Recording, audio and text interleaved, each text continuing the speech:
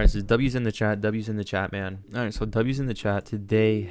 0.75 L. W's in the chat though. We're sticking to the rules, not entering again. We're gonna pull up the execution vids. So this is the first one right here of simply entering. You can see we took a 5-minute inverse off of the 15-minute CRT. That's kind of what the objective was here. And then what happened after? After we were holding, we had a 3-minute BPR. I was pretty confident. I was like, if it does retrace, we're likely to bounce off of that and then close back up inside the 5-minute, inversion. So I wasn't really too, fearful of anything. And then eventually once I started to see the market close back above on the 1 minute, I was pretty confident there that we were likely to make this an order block right here, these two down close candles, and continue to the upside there. Respect the 15-minute CRT. I thought we bought at the manipulation to continue to the upside. But I'm going to go for why this was kind of just unideal, honestly. And especially look at the time. It was at 9:30 opening. So, yeah. And then eventually you can see we did close above. We did have that order block. I didn't trail my stop, even though I should have probably trailed it to right here to this intermediate term low, because you don't want to see this right here get disrespected along with the 5-minute inversion. We don't want to see us sweep again and then eventually start to move up higher. I feel like this should have been left alone, especially with how the CRT was forming. I think after the 50% was met, that's when we should have been aiming for this high, and we should have been at break even, if not trailing the stop to right here, cutting the position or mitigating the risk. And then after that, you can see started to move lower. We were rejecting at first, and then eventually we weren't, and that's kind of where the dump came in, and we just closed right there below. And as soon as we closed below here, that the bearish order block, or the bearish breaker, and that kind of confirmed lower prices to sweep these lows down here that had relative equal lows. And that's kind of where I was a little bit more fearful of the market reaching for these 5-minute relative equal lows. I knew instantly once we had that inversion entry, I was like, man, we have relative equal lows down there, and this does not look good at all. And you can see we basically got stopped out. And then this was the second trade idea. Was a 2-minute inversion after we swept these lows down here, those 5-minute lows, with this low right here, and we looked like we were forming a breaker using standard deviations to then target the highs. And then I typed in no trade taken. Again, only one trade for today, following my rules, following my game plan. And I really thought to myself, all right, if I'm not taking a trade today, what am I going to do? I'm going to review. I got to go to work later. I'm going to review though. But the plan I plan on doing, and that I wrote on my to-do list, the 3 things I plan on doing, of course, after the reading, meditating, journaling, monk mode stuff, is today I'm going to review my 2024 trades and take notes on what I did right, what I did wrong, what I saw repeating, what I saw that I can continue to replicate in 2025, and what I can improve upon in my system. And then eventually I'm going to complete the book and then I'll upload a video for the 365, which is one of them for right now, and then go on Telegram later tonight. Also, I did revert the chart back, honestly, too, because I just wasn't used to like the dark colors, if I'm being truly honest, and it just wasn't, I don't know, I feel like I'm used to more of the brightness, I guess. Not really used to like that darkness. I can't really see much, and I'm not charting as much as I should, or I'm not putting down the things I need to. All right, so we're gonna go over the idea here today. The main reason why I was bullish was because of the 4-hour, but if we look at the daily, even though the weekly to me does look bullish, the daily isn't bullish. The weekly we had CRT low forming. Maybe next week we start to move up higher. This is confirmational forming, but the advance is here, but it's just not going to move with speed. And then on the daily, we also swept the previous day high, as you can see there. And then eventually we reached into that daily SIBI and we started to move lower, getting close to that liquidity void there. And then on the 4H, this is kind of where I was a little bit more bullish. On the 4H, we had a 4-hour buy-side imbalance, which was holding, but now it's likely to get inverse. We did sweep those highs. It's kind of where I was waiting for the market to have a breaker market structure, but it just never happened. And you can see here, bullish price action was still occurring. We respected that for rally. We're respecting this one. I was expecting us to continue to the upside, but I did draw this area of sell side to see if we're likely to reach back down there if we make this inverse, which is happening now. And then on the 1H, we did have a 1-hour bearish order block. This is kind of where it was a little bit 50-50 for me, honestly, once we had that bearish order block. And then I thought to myself, like after we swept this high right here, this is maybe like your 3 drives pattern. You sweep once, you sweep twice, and then this is your 3rd one. And then eventually we start to move lower. That's your 3 drives pattern. You aim for this low down here.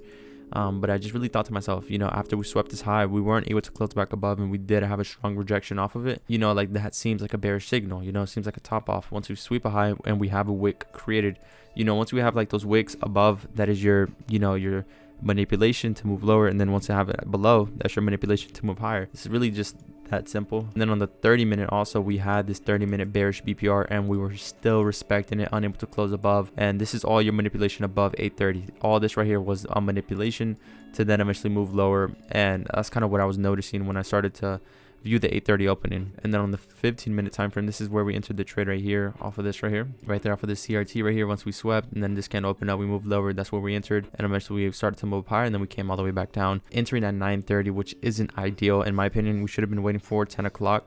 Just for AM Silver Bullet, that's usually what I trade. Usually my best winning trades are during AM Silver Bullet, or I'm just more consistent during the AM Silver Bullet and the macro leading into the AM Silver Bullet. And that's kind of where I'm just noticing, like, okay, I'm rushing into these trades. I'm trying to take these trades because I feel like 9:30 is going to leave me behind. I feel like the price action, I'm not going to be able to, catch up if I miss a move, or, like I'm just going to waste today if I don't trade. I'm going to have to go to work and do nothing, blah, blah, blah. Just like certain things like that really mess with me in the head.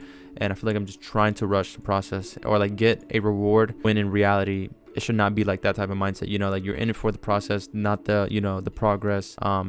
Or like you're just not in it for the reward. You're in it to become, better every single day. And that's kind of what I've been trying to train my mind whenever I'm in the charts, because it really is emotional. At this point, technical wise, it isn't really technically anything. Technical wise is really just a psychological barrier that I have to break past. It's just like the risk parameters also, and like just staying consistent with the risk management and following the system, but also trying to get better using the system and like trying to find ways to improve your system. And that's all it really is. So this is kind of where the trade idea was on the 5-minute, and we're going to go over the other one. So the 5-minute here, you can see that there, this is where the low was swept right there. This is kind of where, like we had relatively good lows. We knew if the market was going to disrespect this, it was going to come and sweep this. Especially after creating this one, I was like, all right, this isn't, an A+, but I'll take it, especially with the 15-minute forming advance, or confirmation of CRT, I did look very promising, but my bias was mixed throughout the day. So first things first, that's one thing I should have noticed. One was when the bias was mixed, like having a bearish PDRA, having a 4-hour bullish one, but a daily bearish one.